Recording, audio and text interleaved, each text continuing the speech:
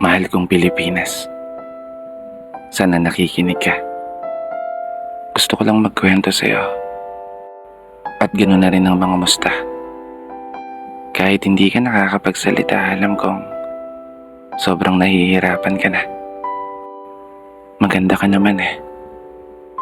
Inabuso ka lang talaga ng mga taong nakala mong aalagaan ka. Mga taong nanumpa ng katapatan sa'yo, na pagsisilbihan ka.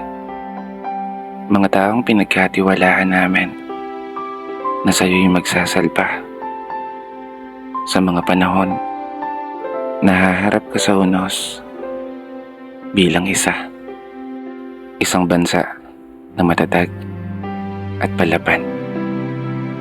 Ngunit naging kabaligtaran, isang bansa na ninanakawan ng sarili mong mamamayan.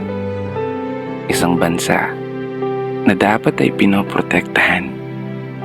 Ngunit isang bansa na napapaligiran ng mga taong mapanlamang. Kailan nga ba tayo magigising?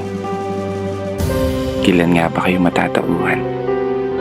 Kailan mo nga ba isa sa puso na inihalal ka ng taong bayan upang maglingkod, hindi para magpayaman, upang magsilbi, hindi para maging gahaman?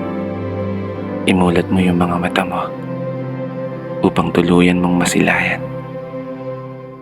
ang katotohanan na nakakapagod ng maging Pilipino, nakakapagod ng maging mahirap sa isang bansang inakala naming iingatan mo. Mahal kong Pilipinas.